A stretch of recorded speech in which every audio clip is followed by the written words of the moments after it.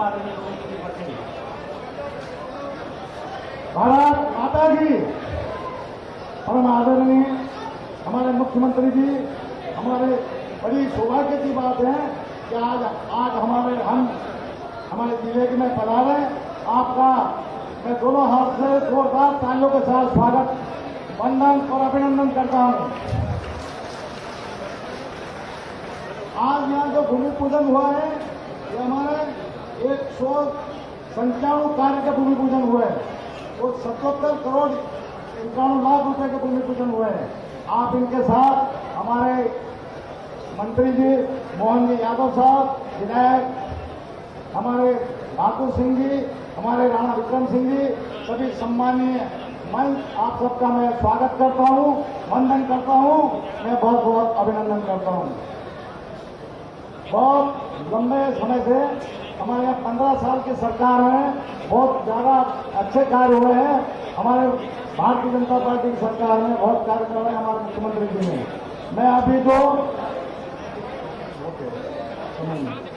मैं ज्यादा समय नहीं है, इसलिए हमारे यहाँ जो मैं आपके साथ सामने हमारे जो सभी बड़ौदा और आगर पूरी विधानसभा के सभी लोगों के, हमारे किसान भाइयों की सभी की मांग है कि मैं आपके सामने मैं मांग रखूंगा।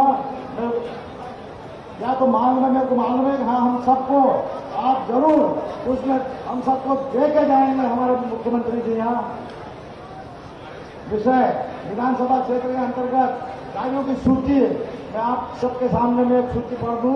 विधानसभा में कुल 17 सड़कें 33 करोड़ 71 लाख रुपए की आपको हम मांग रखते हैं, आपको स्वीकृत करनी है।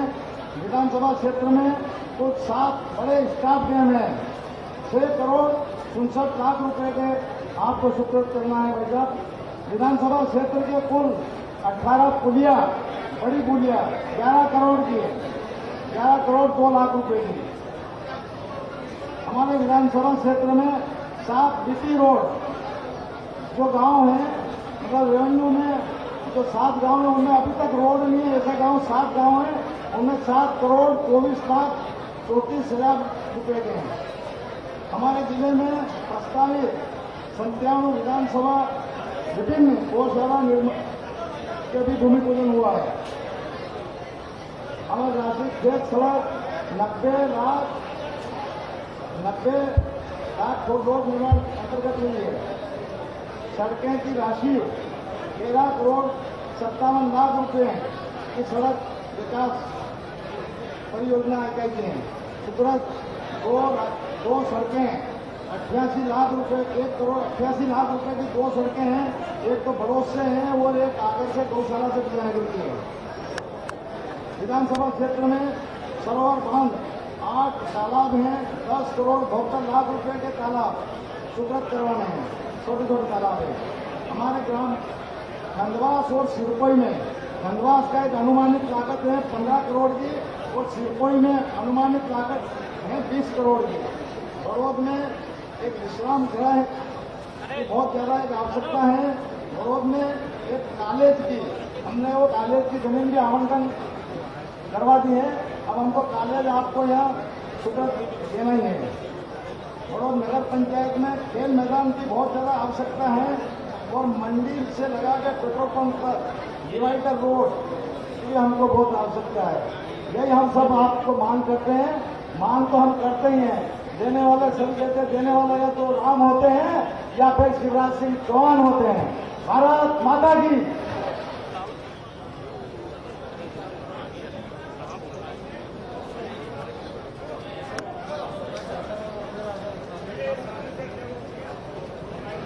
माननीय मुख्यमंत्री जी का अभिवादन जोरदार तालियों से एक बार भाइयों बहनों।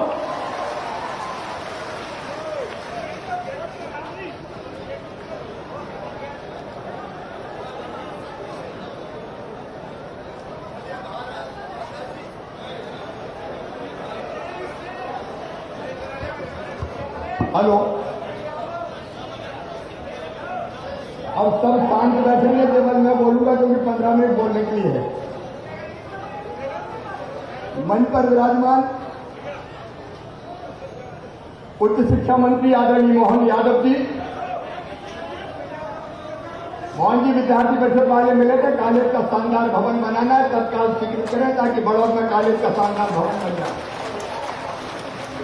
और मुझे बेटा बेटियों ने भी कहा था कि मामा बीएससी की क्लास चालू करो, तो अगले साल से नहीं, जब भी कॉलेज खुलेंगे बीएससी की क्लास बड़ौद में चालू हो जाएगी। हमारे जिले के अध्यक्ष आदरणीय गोविंद सिंह जी, यशस्वी सांसद आदरणीय अनिल फिरोदिया जी, आदरणीय जगदीश अग्रवाल जी, सुसनेर के हमारे लोकप्रिय विधायक राणा विक्रम सिंह जी, महिदपुर के हमारे लोकप्रिय विधायक बहादुर सिंह जी, पूर्व विधायक भाई मुरली पाटीदार जी, आदरणीय बद्रीलाल सोनी जी, बहन कलाबाई, सूरज सिंह जी, महेंद्र सिंह जी, अंबाराम कराड़ा जी, बहन रेखा जी, गोपाल जी, श्रीमती मनोहर मुटवाल जी। अब चूंकि समय मुझे इजाजत नहीं दे रहा, इसलिए सभी मंचासीन मेरे वरिष्ठ माफ करना। ये बहादुर भैया वहां बांध का उद्घाटन कराने ले गए थे और रास्ता में भीड़ ही भीड़, जनते ही जनता, तो मैं क्या करूं, रोक रोक के पकड़ के आते आते हालत खराब हो गई मेरी यार, और समय भी लग गया, इसलिए माफी चाहता हूं। सभी वरिष्ठ नेता, साथी पदाधिकारीगण, आपको सबको प्रणाम। और सामने बैठी वो जनता जो मेरे लिए भगवान के स्वरूप है, दोनों हाथ जोड़ के शीश झुका के आपको प्रणाम करता हूं, आप सबको नमस्कार करता हूं मेरे बहनों और भाइयों।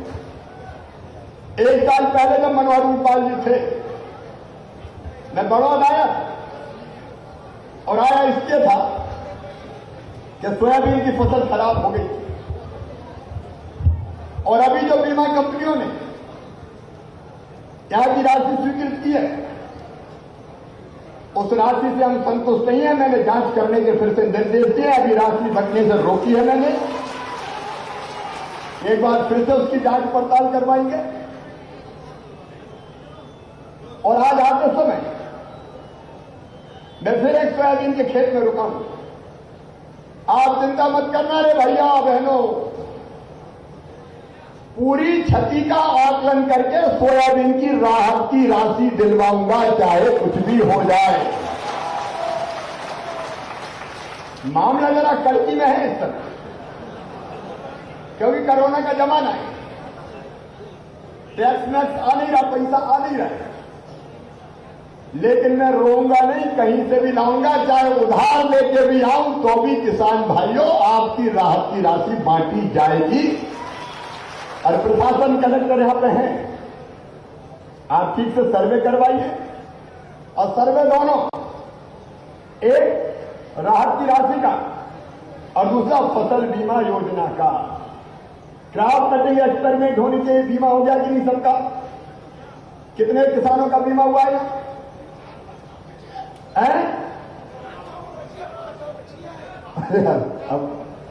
50,000। इस बार मैं निर्देश दे रहा हूं बीमा कंपनी को, जरूर मैं मुख्यमंत्री हूं, क्रॉप कटिंग एक्सपेरिमेंट ढंग से होके इस फसल बीमा योजना का पैसा भी पूरा मिले, उसमें कोई कमी नहीं रहने दूंगा। और राहत की राशि और फसल बीमा योजना दोनों का पैसा मिला के मैं आपके नुकसान की भरपाई करवा दूंगा, आप निश्चिंत रहना। इसलिए शायद भगवान ने मुझे फिर, मैं तो सोच ही नहीं रहा था कि 7 साल में फिर आ जाऊंगा। अपन तो सोच रहे थे कि 5 साल लड़ाई लड़नी मैदान, लेकिन कोई बैजनाथ बाबा की ऐसी कृपा हुई कि फिर से मुख्यमंत्री बन गया। लेकिन भैया बड़ा संकट का समय है। अब रात को जाके कोरोना देखूंगा, और यहां अपनी जनता कोरोना से डरती नहीं है। अब ऐसा झंझोड़ दिया मुझे पकड़ के, मामा बिना मास्क के गले लग जाए, कोई हाथ पकड़ ले, कोई नीचे खींच ले। आप बताओ कमलनाथ जी आते तो ऐसा खींच लेते क्या? अरे खींच लेते क्या? अब एक बार तो मानो को कोरोना हो गया, पहले मैं सोच रहा था दोबारा हो गई, लेकिन आजकल तो दोबारा भी होने लगा। और इसलिए हाथ जोड़ के कह रहा हूं, कोरोना से सावधानी रखना, ये मास्क जरूर चेहरा पे लगाए रखना मेरे बहनों और भाइयों। बड़ी खराब बीमारी है, पूरी दुनिया में फैल रही है, पूरे देश में फैल रही है। तो एक तरफ कोरोना से भी लड़ाई लड़ रही है और दूसरी तरफ जनता की व्यवस्था भी बना के रखनी है। और इसलिए जब से मुख्यमंत्री बना हूं, 1 मिनट मैंने चैन की सांस नहीं ली, 1 मिनट मैंने आराम नहीं किया। एक तरफ पुरानी जितनी योजनाएं बंद हो गई थी, मेरे गरीब बहनों और भाइयों, जगह जगह हम जाते थे आवेदन देके, गरीब खड़े हो जाते थे, राशन नहीं मिलता 1 रुपया किलो का। हम लोगों ने पिछली बार भी योजना बनाई कि गरीबों को राशन देना है। बाद में कांग्रेस की सरकार आ गई, हमारी योजना ठंडे बस्ते में डाल दी। लेकिन हमने जितने भी गरीब थे उनको फिर से पात्रता पर्ची देके 16 तारीख से राशन बंटवाना शुरू कर दिया है। नए नाम जोड़े हैं। कितने नाम जोड़े हैं अपने? 14,000 जोड़े। भैया देखो ना, नेता हो सब हम, जिला अध्यक्ष की पार्टी के विधायक की साथीगण, बीन के ढूंढ लो, कोई गरीब शेष नहीं रहना चाहिए जिनकी अभी भी पात्रता पर्ची नहीं बनी है। फिर से पात्रता पर्ची बनवाओ, हर गरीब को भोजन के लिए राशन दिया जाएगा, कोई गरीब की थाली खाली नहीं रहेगी। गरीब की थाली कभी रहे ना खाली। नरेंद्र मोदी जी प्रधानमंत्री है, अभी नवंबर तक 5 किलो बिना पैसे के 5 किलो वो मिलेगा, 1 रुपया किलो ये मिलेगा। एक व्यक्ति को 10 किलो, मतलब 5 का परिवार है तो 50 किलो, 10 का परिवार है तो 1 क्विंटल। चिंता मत करना रे भैया, भूखे नहीं रहना। राम की चिड़ैया, राम कोई खेत खावरी चिड़ैया, भर भर पेट। अब फिर से मामा का राज है, तो गरीब कोई परेशान ना रहे, इसकी चिंता करनी है। मुझे पता चला लैपटॉप वाली बेटी आई, कितनी योजना मेरी बंद कर दी गई। मेरे बहनों और भाइयों, 7 साल में हर योजना हमारी बंद कर दी गई। फसल बीमा योजना का पिछले साल का प्रीमियम जमा नहीं किया था, कांग्रेस और कमलनाथ जी की सरकार खा गई। मैंने पिछली बार का प्रीमियम जमा किया, फिर इस बार का प्रीमियम जमा किया। 0% ब्याज पे जो कर्जा देता था उसका 800 करोड़ रुपया पिछली सरकार ने दिया ही नहीं था। मैंने वो 800 करोड़ रुपया किसानों के हिस्से का जमा कर दिया ताकि आपको आगे भी 0% ब्याज पर मैं कर्जा दे सकूं किसान भाइयों। और एक गजब और हुआ, कर्जा माफी के नाम पे कहा तो सबका 2 लाख तक का माफ, लेकिन सबका किया नहीं। अंधा बांटे रेवड़ी चीन के दे, इसका नहीं, उसका नहीं, इसका नहीं। समय नहीं है मेरे पास, लेकिन जिनके कर्जे के प्रमाण पत्र भी बांटे गए, कमलनाथ जी कहीं भी आके मुझसे बहस कर लो, बेईमानी करते हो। उनके पैसे भी बैंकों में कमलनाथ जी ने नहीं भरे। अब शिवराज सिंह चौहान के पास बैंक वाले आ रहे हैं, मामा तुम ही दे दो। अब जिनके माफ भी हो गया उनका पैसा मैं भर रहा हूं।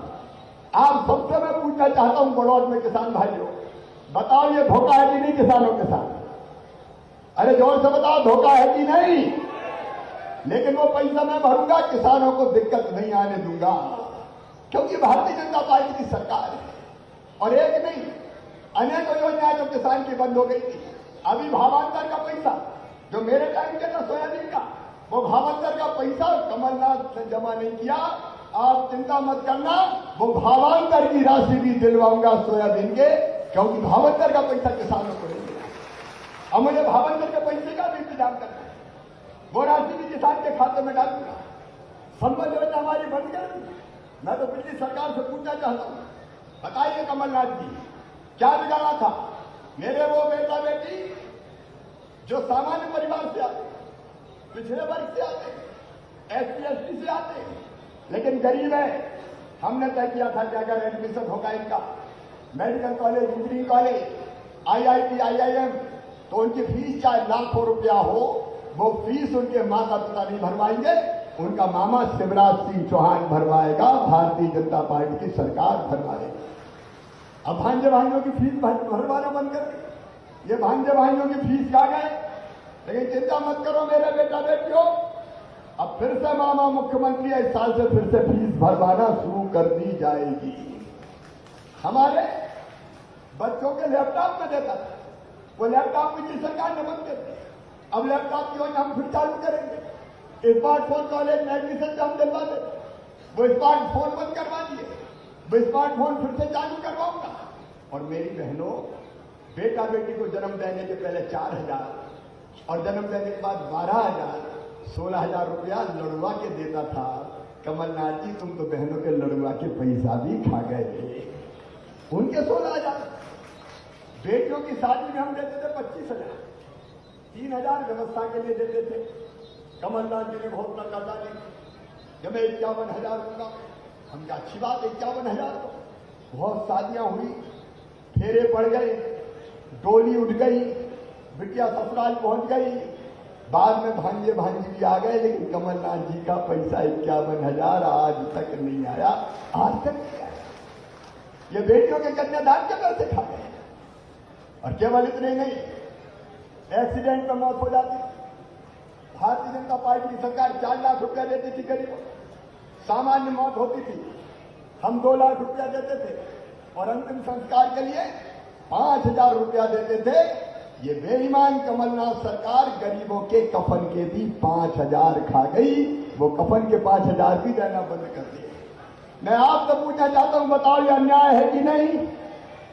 अरे बोल के जोर से बताओ, अन्याय है कि नहीं? ये गरीबों के पैसे खा, मेरे बुजुर्गों की तीर्थ दर्शन के पैसा खा, तीर्थ दर्शन यात्रा बंद करवा दी।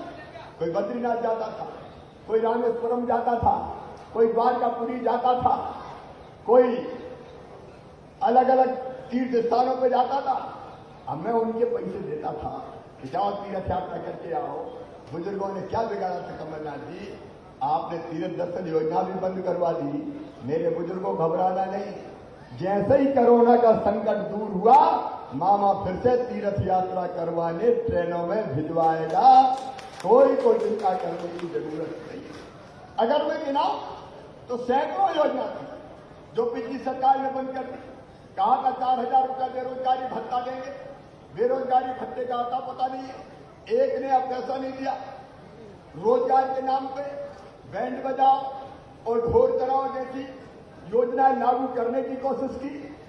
कितनी बातें आपको बताऊं, मुझे कहते दुख होता है मेरे बहन और भाई। मुझे जल्दी मुख्यमंत्री बनने का शौक नहीं था, लेकिन कांग्रेस की सरकार ने मध्य प्रदेश के वल्लभ भवन को बेईमान भ्रष्टाचारियों और दलालों का अड्डा बना के छोड़ दिया था। चारों तरफ बेईमान, चारों तरफ भ्रष्टाचार, चारों तरफ लूटपाट, और इसलिए कांग्रेस के लोगों ने विद्रोह किया और ये सरकार गिर गई। यहां की बात अलग है, यहां मनोहर ऊंटवाल जी का स्वर्गवास हुआ, इसलिए चुनाव हो रहे हैं, लेकिन अधिकांश जगह कांग्रेस के विधायकों ने इस्तीफा दिया और भारतीय जनता पार्टी में शामिल हो गए। और मेरे बहनों और भाइयों, जैसे ही भारतीय जनता पार्टी की सरकार बनी, हमने फिर से विकास के काम शुरू कर दिए। आगर बड़ौद वालों आप जानते हो, इस आगर जिले में, बड़ौद में, सुसनेर में जितने भी विकास के काम हुए हैं भारतीय जनता पार्टी की सरकार ने किए हैं। अगर मैं गिनाऊंगा तो पता नहीं कितना समय लग जाएगा। चाहे आगर को जिला बनाना हो, चाहे बड़ौद में कॉलेज खोलना हो, कहीं तहसील का निर्माण हो, अगर ये सारे विकास के काम किए थे तो भारतीय जनता पार्टी की सरकार ने किए थे। और आगर बड़ौद सुसनेर वालों, मैं आपको बहुत प्यार करता हूं, मैं बहुत प्यार करता हूं, क्योंकि आगर से भी मुझे बहुत प्यार मिलता है। मैं जब भी आगर आया, जनता ने बड़ौद में, आगर में, आज भी आप याद है कितनी देर लगी, बड़ौद के दोनों तरफ सड़कों पे अपार जन समुदाय उमड़ा हुआ था। और वहां से लेके इंदौर बांध से लेके जितने भी गांव पड़े, जगह जगह लोग खड़े थे। मैं सब जगह पर्याप्त रुक भी नहीं पाया, मैं माफी चाहता हूं, लेकिन आपको वचन देता हूं, मैं सत्ता के स्वर्ण सिंहासन पर विराजित होने के लिए मुख्यमंत्री नहीं हूं।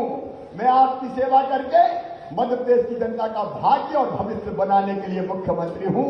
मेरी टीम यहां बैठी है, मेरे मंत्री साथी बैठे। कोई कसर हम फिर से बड़ौद और आगर के चुनाव में, बड़ौद और आगर के विकास में नहीं छोड़ेंगे। अलग अलग संगठनों ने मुझे आज ज्ञापन सौंपे, एक एक ज्ञापन मैं इस समय में बोल नहीं सकता, लेकिन जिनकी लंबित मांगे हैं, जायज मांगे हैं, मुझे बैंड वाले मिले, बैंड वाले बोले हम क्या करें मामा जी, हमारी भी तो सोचो।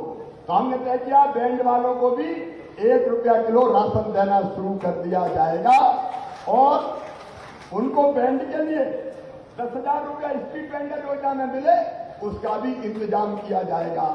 मेरे वो गरीब भाई और बहन जो आगर में, बड़ौद में, सुसनेर में छोटा मोटा काम धंधा करते हैं, कोई फल का ठेला लगाता है, कोई सब्जी का ठेला लगाता है, कोई मोची का काम करता है, कोई बाल काटता है, कोई दाढ़ी बनाता है, कोई कपड़े धोता है, चाय की गुमटी वालों, पान के गुमटी ठेले वालों, कबाड़ बीनने वालों, जितने भी मेरे कचौड़ी बनाने वालों, समोसे बनाने वालों, छोटा मोटा काम करने वाले बहनों और भाइयों, तुम भी सुन लो।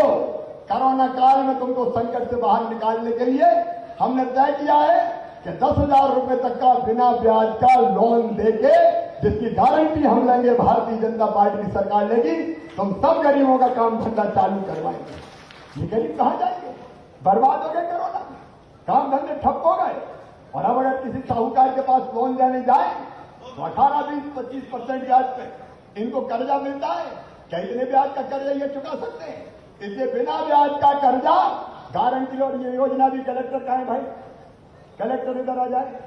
ये जो स्ट्रीट वेंडर वाली योजना है, सब गरीबों की आ करो, बड़ौदो, सुस्तेरो या जितने कस्बे हैं, उन कस्बों में भी जो नगर पालिका नहीं है, उन कस्बों में भी 10-10 हजार रुपया दिलवाए जाएंगे, ताकि इन गरीबों की जिंदगी सुधर जाए, इनका काम धंधा चल जाए।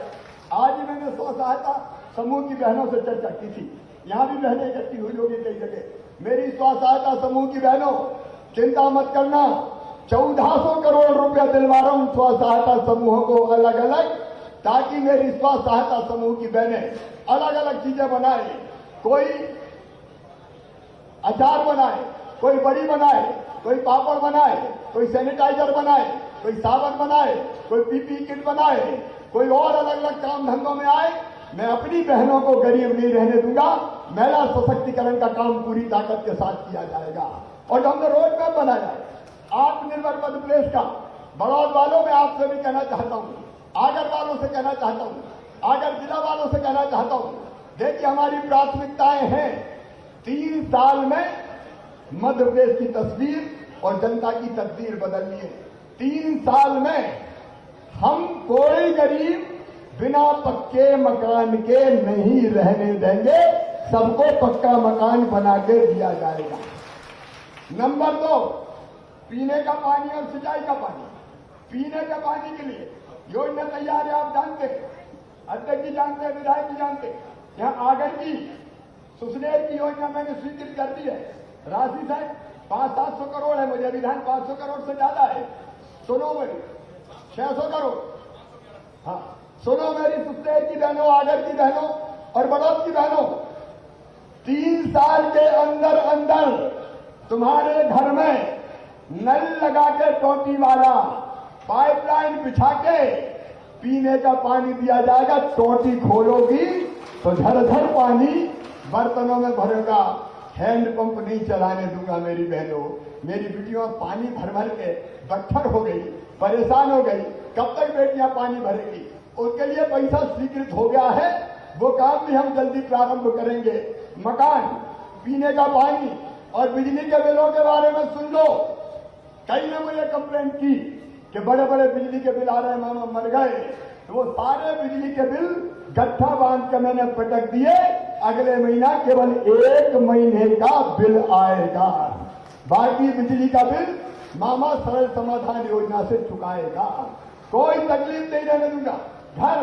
घर में शौचालय, पीने का पानी, उजला रसोई गैस कनेक्शन, घर में सस्ती बिजली, ताकि गरीब की रोटी कपड़ा मकान और पढ़ाई लिखाई का बच्चों का इंतजाम ये पूरा किया जा सके।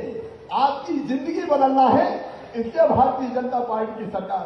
आज जब मैं यहां आया, मैं बोलना लंबे समय तक चाहता था, लेकिन समय इसकी इजाजत नहीं दे रहा। लेकिन मुझे यहां लगातार, जब मैं वहां से आ रहा था, मुझे लगातार बांध के बारे में, अरे बांध का नाम क्या है बता तो दो। बापचा डैम। अरे बनना जरूरी है कि नहीं? जोर से बताओ, जरूरी है कि नहीं? तो बापचा डैम बनाया जाएगा ताकि किसानों को ठीक से पानी मिल सके। ग्राम सिरपोई में तालाब परियोजना का निर्माण आपने बताया है, प्रेशर पाइपलाइन सिस्टम की, वो भी हम करेंगे। खनवास तालाब के लिए 5 करोड़ 70 लाख रुपया स्वीकृत किया जाएगा। आगर विधानसभा में कुल 17 सड़कें 50 किलोमीटर की लंबाई की, उसमें 36 करोड़ लगेंगे। वो 36 करोड़ रुपया भी हम स्वीकृत करके उन सड़कों का निर्माण भी हम करवाएंगे। पुल पुलियों के लिए जरूरत पड़ेगी तो उसके लिए भी हम धनराशि देने का काम करेंगे। 7 स्टॉप देंगे 7 करोड़ की लागत से, वो भी अलग अलग जगह बनवाए जाएंगे। क्षेत्र में 7 बीटी सड़कें अलग से हैं, वो भी हम करेंगे। क्षेत्र की विद्युत व्यवस्था के लिए 14 ट्रांसफार्मर की जरूरत है, वो 14 ट्रांसफार्मर भी लगाए जाएंगे। और मुख्यमंत्री सरोवर योजना के तहत 8 तालाबों का निर्माण 11 करोड़ रुपए की राशि से किया जाएगा। मैंने सोयाबीन के नुकसान की बात पहले ही कर दी है। इसके अलावा कुछ स्कूलों के उन्नयन का और विधानसभा क्षेत्र आगर और सुसनेर में अब मैं चाहता हूं छोटे मोटे उद्योग आए, वो जरूरी है रोजगार देने के लिए। और आज इसलिए मैं आज घोषणा कर रहा हूं कि आगर में और सुसनेर में औद्योगिक क्षेत्र का विकास किया जाएगा, ताकि हमारे क्षेत्र के लोग और बाहर से आके भी छोटी छोटी फैक्ट्री लगा सके, जिसमें मेरे बच्चों को रोजगार मिल सके। और सुनो मेरे बेरोजगार बेटा बेटियों, अभी मैंने समीक्षा की है, बहुत जल्दी पुलिस की भर्ती, स्वास्थ्य विभाग की भर्ती, शिक्षकों की भर्ती प्रारंभ की जा रही है। उसकी प्रक्रिया हम प्रारंभ कर रहे हैं, ताकि जितने बच्चे हमारी नौकरियों में लग सके उनको भी हम नौकरी देने का, जॉब देने का काम करेंगे। मेरे बहनों और भाइयों, समय अब ज्यादा नहीं है। अब मन तो अभी भरा ही नहीं है। इच्छा होती है कि आपके बीच में ही आज बड़ौद में ही रह जाऊं, लेकिन कल सवेरे विधानसभा है और इसलिए मुझे लौटना पड़ेगा। नहीं मैं तो बाई रोड भी चला जाता, लेकिन मेरा मन भी नहीं भरा। आपका भरा कि नहीं भरा? अरे जोर से बताओ, भरा कि नहीं? तो एक बार फिर, आज तो देरदार हो गई, लेकिन जल्दी आऊंगा, तब विस्तार से चर्चा करेंगे। लेकिन मेरे बहनों और भाइयों, अंतिम बात है, ये सारे काम मैं तब करूंगा जब मैं मुख्यमंत्री परमानेंट बन जाऊंगा। अभी मैं टेम्परेरी मुख्यमंत्री हूं। अगर ये सीटें उपचुनाव की नहीं जीती तो ये मुख्यमंत्री बस टेम्परेरी रह जाएगा। आप बताओ, मामा को परमानेंट मुख्यमंत्री होना चाहिए कि नहीं? अरे जोर से बताओ, सब होना चाहिए कि नहीं? तो उसके लिए आकर जीतना जरूरी है। बेटी मिलूंगा तो 2 मिनट में मिलूंगा तुमसे। और इसलिए आप सबसे निवेदन करता हूं कि आपका प्यार और आशीर्वाद इस क्षेत्र के विकास के लिए, जनता के कल्याण के लिए भारतीय जनता पार्टी को दीजिए, शिवराज सिंह चौहान को दीजिए, नरेंद्र मोदी जी को दीजिए और भारी बहुमत से भारतीय जनता पार्टी को जिताइए, ताकि बताए सब काम मैं पूरे कर सकूं। बोलिए, सब तैयार हैं? भारतीय जनता पार्टी को जिताएंगे तो आइए मेरे साथ संकल्प लीजिए कि यहां से फिर भारतीय जनता पार्टी को हम विजयी बनाएंगे और इसके लिए हम कार्यकर्ता की तरह काम करेंगे। ये संकल्प लेने के लिए दोनों हाथ ऊपर उठा के, दोनों मुट्ठी बांध के, भारत माता की जय बोल के भारतीय जनता पार्टी को जिताने का संकल्प लेंगे। सब तैयार हैं? तो उठाइए दोनों हाथ, बांधिए दोनों मुट्ठी और मेरे साथ बोलिए, भारत माता की, भारत माता की, बाबा बैजनाथ की, हर हर महादेव। अब मैं भांजियों की सुनूंगा, भांजियों को तो 2-1 भांजी आ जाए जल्दी से। आ जाओ 2 मिनट जल्दी से। हेलो हेलो भैया 2 जामली और अम्बा बड़ौद में हायर सेकेंडरी स्कूल खोल देंगे, ठीक है? और रह गए हो बहादुर सिंह जी तो बता देना यार, घर का तो परसैया है, चिंता काय को करना। रेस्ट ऑफ जनता की समस्या नहीं है।